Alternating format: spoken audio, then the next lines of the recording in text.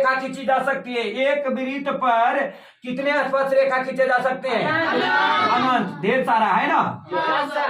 कोई दिक्कत नहीं। इस प्रकार ढेर सारा स्पर्श रेखा खींचे जा सकते हैं। दूसरा क्वेश्चन का बात कर लेते हैं, का पहला है। दूसरा पहला कह रहा है किसी वृत्त की स्पर्श रेखा उसे डॉट डॉट करके बिंदुओं पर प्रतिच्छेद करती है।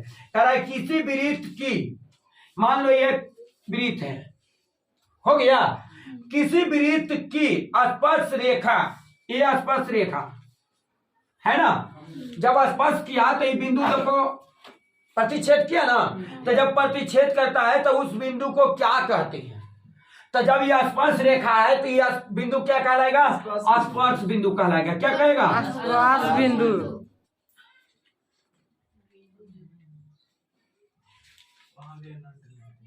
है ना? क्या होगा?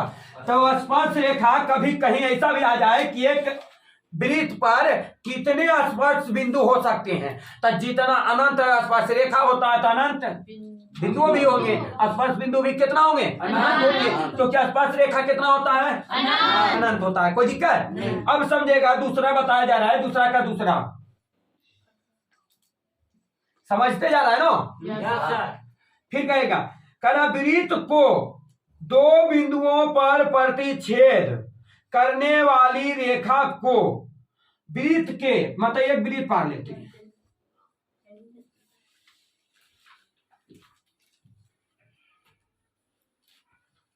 ये मान लेते एक वृत्त पार लिए, वृत्त पर करा वृत्त को दो बिंदुओं पर प्रतिच्छेद करता है। दो बिंदु पर कब प्रतिच्छेद कर सकता है? इसको पाले तो दो बिंदु पर प्रतिच्छेद कर रहा है कि नहीं कर रहा? देखो ये यहाँ पे कर रहा है ना, दो जगह।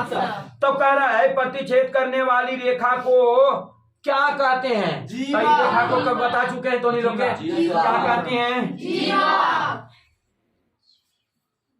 जीवा भी कहा जाता है। और क्या कहा जाता है? या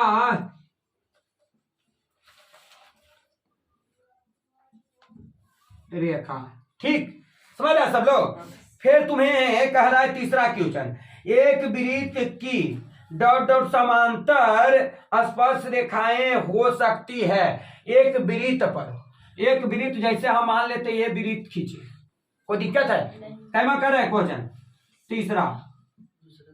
तीसरा है एक वृत्त की डॉट डॉट समांतर स्पर्श रेखाएं हो सकती है। तो कितने हो सकती हैं? तो इस पर समांतर, जैसे ई पर आया, इसके समांतर जब ई पर आएगा तो कितने स्पर्श रेखाएं समांतर हो सकते हैं? तो दो। कितने होंगे? इसके समांतर दो। समझ में आया? समांतर रेखाएं की बात किया जाए तो कितने होंगे? दो। कोई दिक्कत सब लोग जी? उसके बाद फिर कहेगा चौथा क्वेश्चन, समांतर हो गया तो दो हो गया, कोई दिक्कत? तीसरा चौथा की बात कर लेते हैं। तो चौथा क्वेश्चन कर रहा है वृत्त तथा उसकी स्पर्श रेखा के उभयनिष्ठ बिंदु को क्या कहते हैं? वह एक अचकारा, एक वृत्त पानी है, समझते जाएगा। एक वृत्त तथा उसकी स्पर्श रेखा, एक स्पर्श रेखा ले लेती है, कोई दिक्कत? उभयनिष्ठ बिंदु को क्या कहते हैं? ये वाला जो बिंदु होता है तो उसे क्या कहेंगे? स्पर्श बिंदु। क्या बोलेंगे? स्पर्श बिंदु।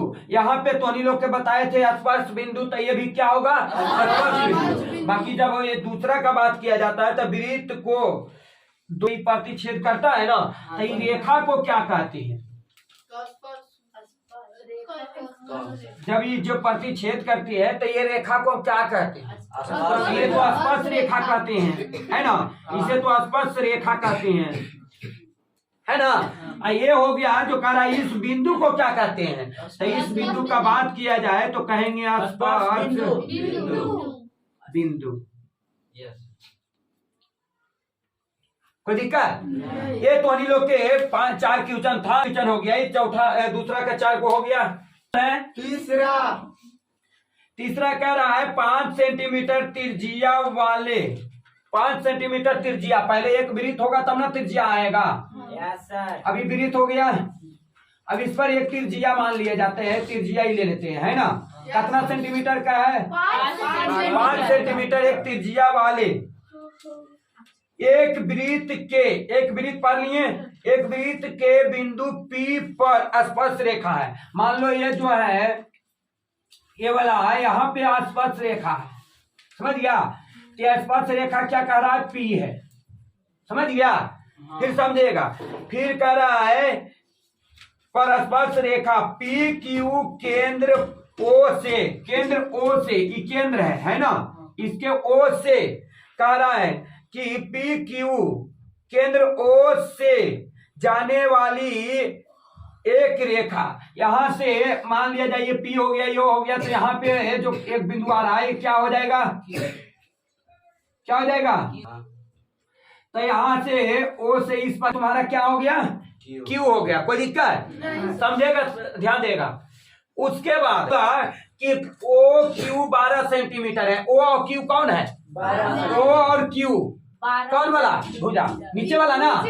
O Q 12 सेंटीमीटर है। कोई दिक्कत? फिर बोल रहा है, समझेगा, कह रहा है पी क्यू की लंबाई ज्ञात कीजिए। अब भाई पी क्यू कौन हो गया? तब पी क्यू है जो स्पर्श रेखा है, हम बोले थे स्पर्श किया हुआ है, ये तो स्पर्श रेखा है ना। तब पी और क्यू स्पर्श रेखा को ज्ञात करना है। तो हम एक और बता देते हैं, ध्यान रखना कि यहाँ पे एक नोट है जो लिख लेना, याद रखना पड़ेगा इसको। नोट रेखा या पहले बोल दो तिरजिया,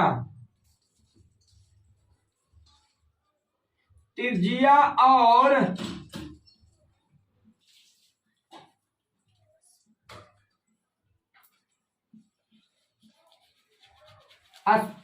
तिरजिया और स्पर्श रेखा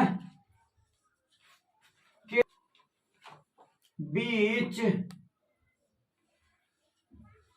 बनाया गया कोण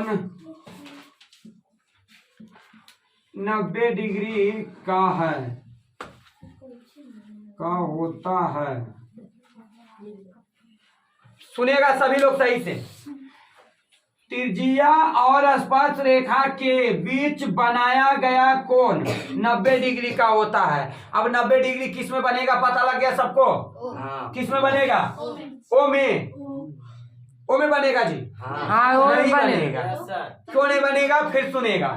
स्पर्श रेखा देखो ऊपर वाला है, और तिरजिया देखो ये वाला है। तिरजिया इसको बोलते हैं, इसको नहीं। समझ में आया? फिर से सुनेगा। ऊपर वाला स्पर्श रेखा, ये वाला तिरजिया होता है। समझ में आ रहा है? तो ये तिरजिया जो है, तिरजिया और स्पर्श रेखा बनाया जाता है 90 डिग्री। अब बताओ 90 डिग्री के सामने ये क्या हो गया? क्या हो गया? क्या होगा? क्या पाइथागोरस प्रमेय के सूत्र से। अब पाइथागोरस प्रमेय के h स्क्वायर बराबर p square plus b square. P square क्या है? तो पी स्क्वायर एच स्क्वायर हमको क्या है? एच स्क्वायर है पी, और यहाँ पे देते हैं ओ और क्यू है ना। ओ क्यू हो गया एच। अब पी जो मान है ये वाला लेना है तो ये ले लो, चाहे ये वाला जो मान है वो ले लो। हम पी या वो ले लेते कोई दिक्कत होगा? ये वाला पी ओ ले लिए और पी क्यू ले लेते हैं बी को, कोई दिक्कत? तो पी क्यू का होल स्क्वायर, कोई दिक्कत? फिर उसके बाद जो जो दे रहे उसको रख देना है, तो वो खाली एच समझ में आ जाए तो उसके बाद बन जाएगा। कोई दिक्कत? तो एच हमें तो पता है वो क्यू है, तो क्यू कितना है? 12 के होल स्क्वायर बराबर पी, मतलब पी वो कितना है? 5 के whole square plus p q कितना है? पी क्यू के होल स्क्वायर। कोई दिक्कत? फिर यहाँ पे समझेगा, बराबर है 44 से 5 प्लस कितना? पी क्यू के। अच्छा ये काम किया करो, जब ये 25 से साइड आएगा तो 144 माइनस कितना हो जाएगा? बराबर कितना?